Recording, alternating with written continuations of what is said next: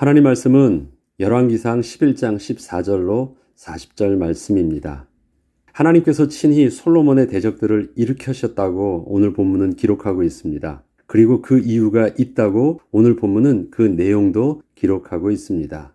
열왕기상 11장 33절에는 이는 그들이 나를 버리고 시돈 사람의 여신 아스다롯과 모압의 신 그모스와 암몬 자손의 신 밀곰을 경배하며 그의 아버지 다윗이 행함 같지 아니하여 내 길로 행하지 아니하며 나 보기에 정직한 일과 내 법도와 내 율례를 행하지 아니함이니라 라고 분명하게 기록하고 있습니다. 솔로몬은 하나님 보시기에 정직하지 않았다고 합니다. 자기가 스스로 보기에는 올바르게 보였을지 몰라도 또 올바르게 행하고 있다고 그 명분으로 말할 수 있었지만 그는 하나님의 시선으로 자신을 보지는 못했던 것입니다.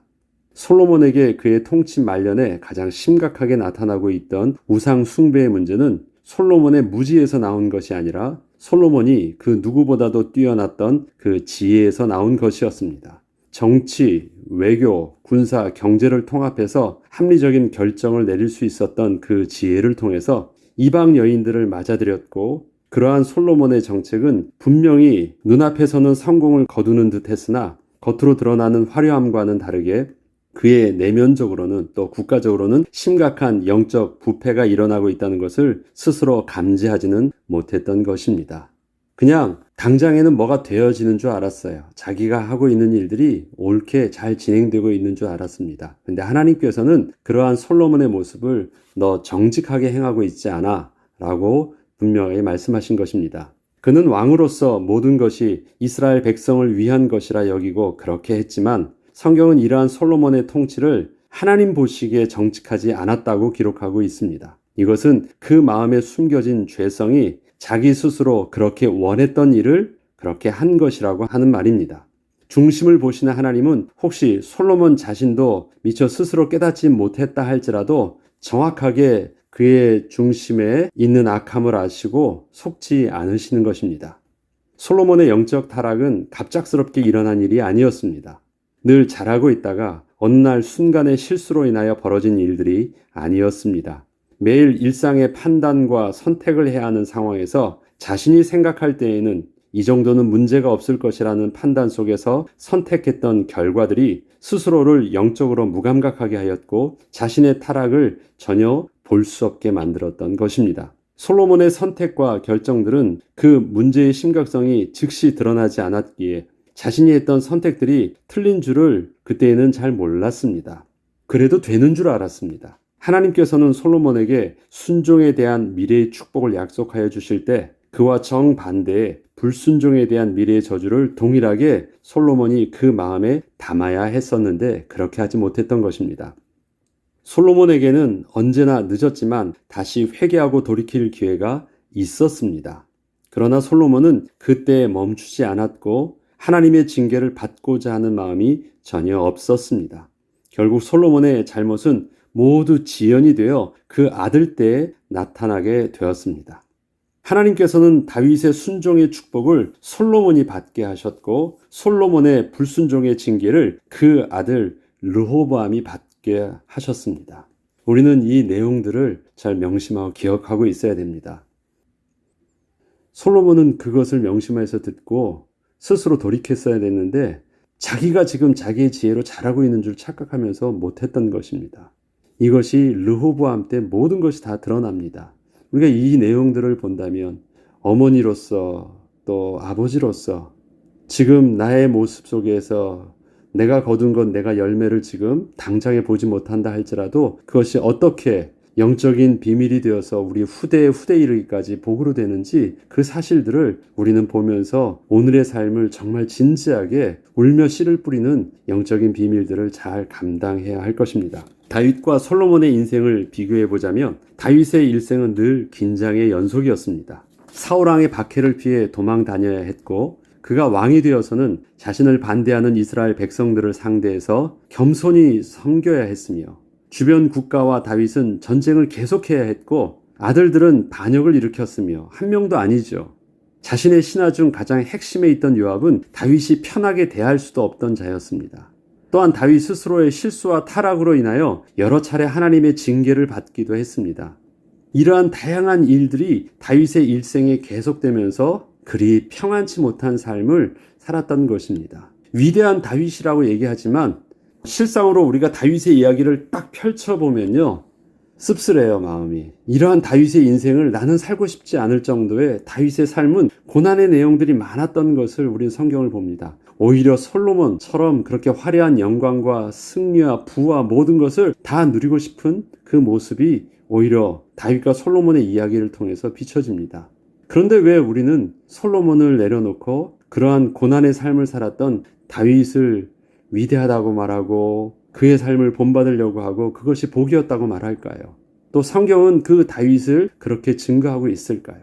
다윗은 통치 기간 동안 이스라엘을 통일하고 주변 국가들을 다 정복하는 등 많은 업적을 남겼지만 그 개인의 내면의 모습에는 언제나 많은 갈등과 고민이 있었습니다. 사울 왕으로부터 시작되어 마지막 죽기 전 아들 아도니아의 반역까지 계속되었던 그 고난이었음에도 불구하고 그렇습니다. 이처럼 다윗의 일생을 기록한 사무엘서를 보면 다윗은 하나님이 함께 하셔서 화려한 영광의 길을 걷게 된 모습보다는 그 영광의 길의 내면에는 언제나 다윗의 아픔들이 있었습니다. 그런데 그러한 아픔들이 다윗을 영적 타락의 길로 빠지지 않게 하기도 했던 것을 우리는 보게 됩니다. 다윗은 하나님의 징계를 한 번도 스스로 회피한 적이 없었습니다. 자신의 잘못이 아닌 다윗을 향한 하나님의 시간표 속에서 허락하셨던 그 고난이라도 하나님의 선하심을 인정하고 또 그 속에서 묵묵히 견뎌나갈 수 있었으며 또한 자신의 불신함과 실수로 인하여 하나님께 범죄하게 되어 징계를 받게 되었을 때에도 그 징계를 마땅하게 받기를 주저하지 않았습니다. 하나님의 징계는 너무도 고통스러웠고 자신의 죄가 모든 사람 앞에서 드러나게 되므로 심히 부끄러웠으며 절대 쉽게 감당할 수 있는 것은 아니었으나 다윗은 그러한 하나님의 징계를 스스로 거부하거나 회피하지 않고 회개함과 더불어 하나님의 은혜를 구함으로 능히 감당해 나갔던 것입니다. 하나님은 그에게 징계를 거두지 않고 징계를 감당할 수 있는 은혜를 주셨습니다. 고통스럽지 않았다는 건 아니에요. 그런데 그 징계가 다윗을 망하게 하거나 죽게 하지는 않았다는 것입니다. 그리고 그 징계를 통해서 그 범죄함을 멈출 수 있었고 돌이킬 수 있었고 다시 새롭게 시작할 수 있는 은혜를 얻게 되었습니다. 그러나 솔로몬의 삶에는 솔로몬이 하나님의 직접적인 징계를 받은 적이 없었습니다. 하나님께서는 끊임없이 솔로몬에게 경고를 하셨고 계속해서 직접적으로 나타나셔서 회개를 촉구하시기도 하셨고 경고의 말씀을 하기도 하셨지만 솔로몬의 시대에는 직접적으로 하나님의 징계를 행하지는 않으셨던 것입니다. 하나님께서는 솔로몬이 받고 있는 축복을 그의 아버지 다윗으로 인하여 그렇게 하시는 것임을 분명히 하셨습니다. 솔로몬이 잘해서가 아니라 아버지 다윗과 하신 하나님의 언약으로 인하여 그렇게 하신다는 것이었습니다. 아버지 다윗이 아들을 통해서 받는 축복으로 솔로몬이 누리게 하신 것입니다. 다윗에게 있어서 솔로몬은 아들이거든요. 하나님께서 그 자식을 통해서 받게 하시는 영광의 축복을 아들을 통해서 누리게 하셨을 뿐입니다. 그건 다윗의 축복이었대요. 솔로몬은 자신이 잘해서 이러한 번영과 성공을 이루고 사는 줄 알고 있었지만 아버지의 영적 축복을 그렇게 받고 있던 것입니다. 우리가 때로는 이런 착각을 하기도 하죠. 우리 부모님 때보다 우리가 더 많은 좋은 환경 속에서 좋은 교육을 받고 또 그렇게 자라다 보니까 훨씬 자녀들이 똑똑해요. 학교에서 배운 것도 많고 좋은 것들을 많이 접할 수 있었기 때문에 그렇습니다. 그래서 때로는 이런 착각을 해요. 자기 수준이 더 높고 자기가 더 아버지보다 부모님보다 더 나은 것처럼 생각을 합니다. 그러나 그렇지 않습니다. 분명한 것은 하나님께서 우리에게 복을 주실 때 영적인 축복의 그 발판 속에서는 우리 부모님이 우리를 향해서 기도하시고 우리에게 주셨던 그 영적인 축복이 좋은 것이 복이 되는 것이 복인 것입니다. 이 말씀을 이해하세요? 우리가 솔로몬을 이야기할 때도 지혜가 복이 아니라 그 지혜가 복이 되는 것. 솔로몬은 하나님께 받은 지혜였지만 그 지혜가 복이 되어 누리지 못했습니다. 물질이 있었지만 물질이 그에게 복이 되지 못했어요. 다윗은 고난이라 할지라도 그것이 고난이 그에게 복이 되게 누릴 수 있는 축복을 누렸는데 우리에게 있어서 영적인 축복은 바로 어떠한 것이든 복이 되는 비밀입니다. 복이 되는 비밀은 어디서부터 오느냐? 그것이 하나님께서 주시는 영적인 축복의 비밀인 것입니다.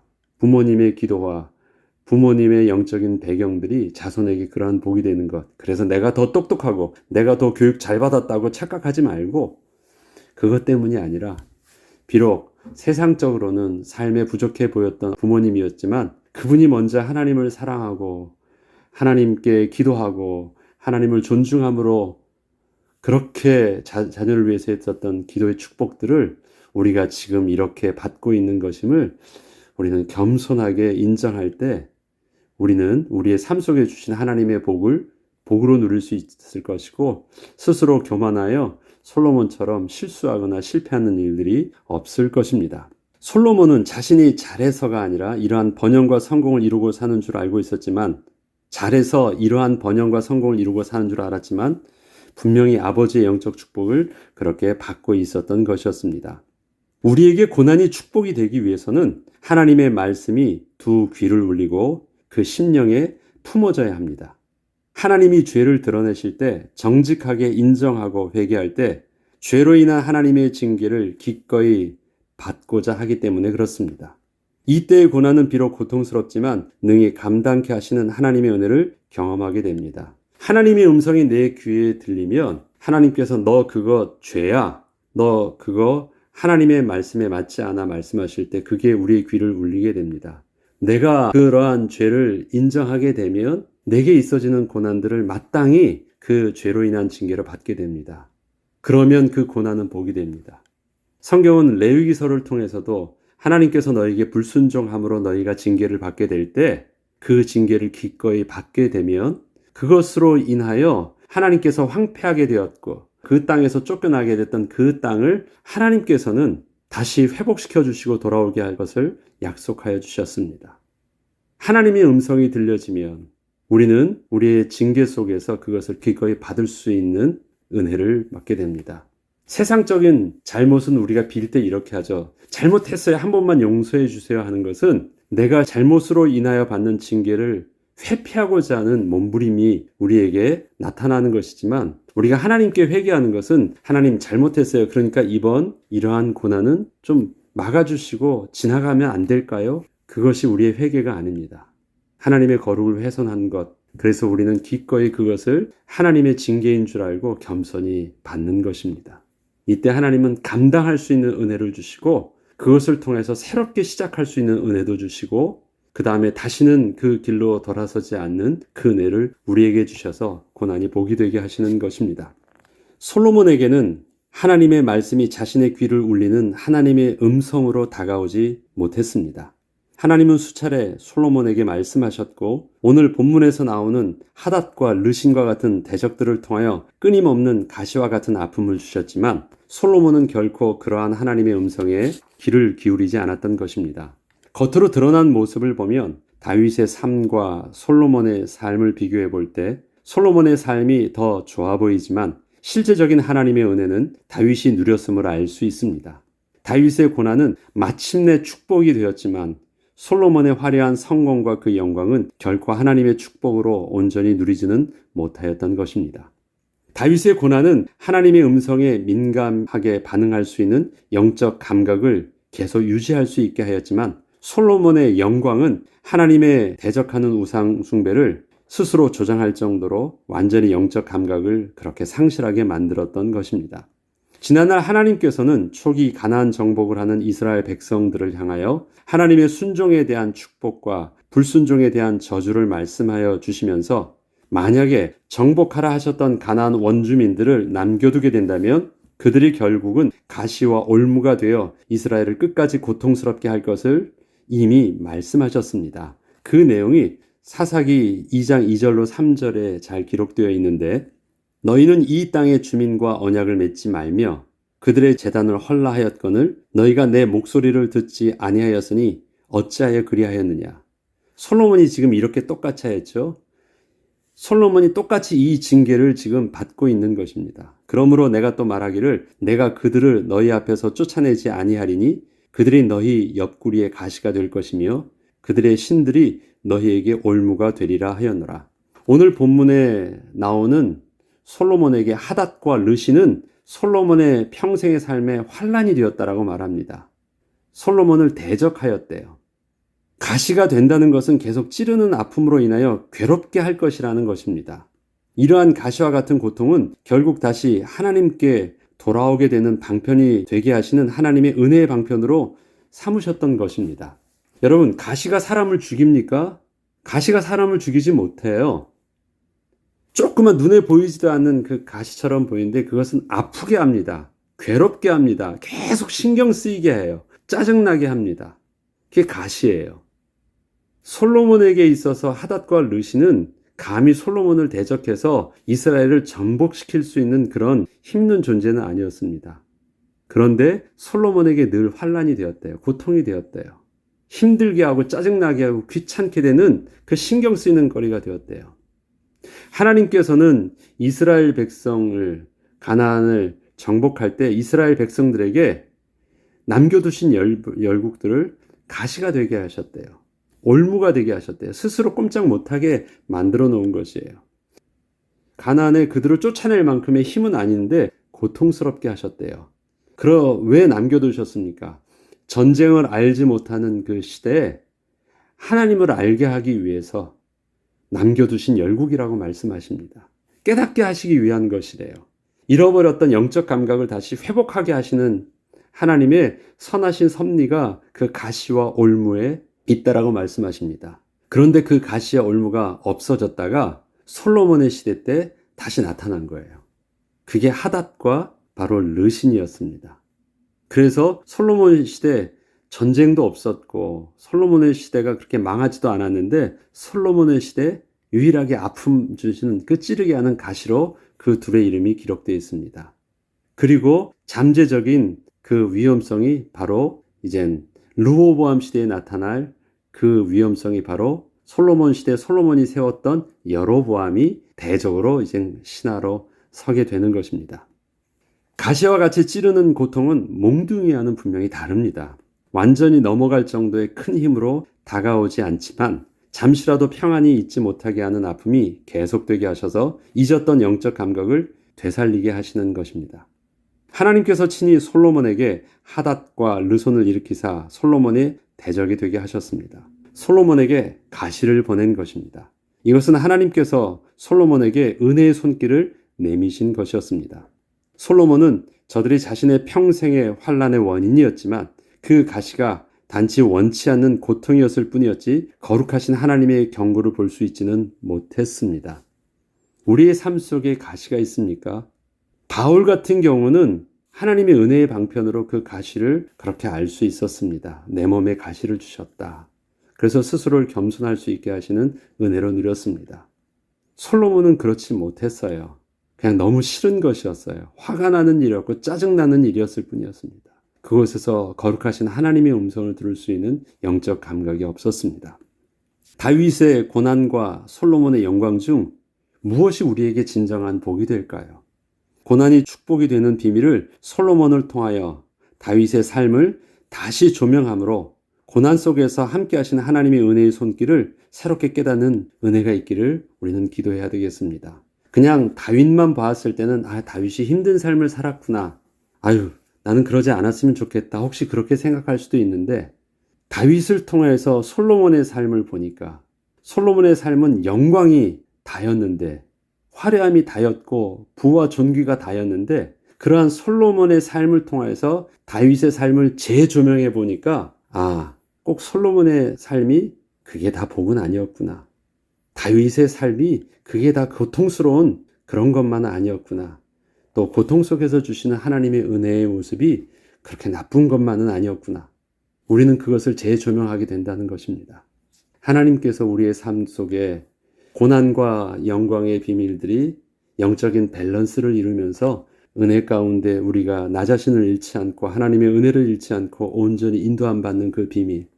우리의 노년의 삶이 비록 연약해 보이지만 우리 후대를 통해서 복이 되게 하는 그 영적인 비밀들을 감당하는 은혜들, 우리가 새롭게 깨닫고 또 회복하는 은혜들이 이번 한 주간 저와 여러분에게 또 계속되길 주 이름으로 축복합니다. 기도하겠습니다. 하나님 아버지, 솔로몬을 통하여 다윗의 삶의 모습을 다시 한 번 더 바라봅니다.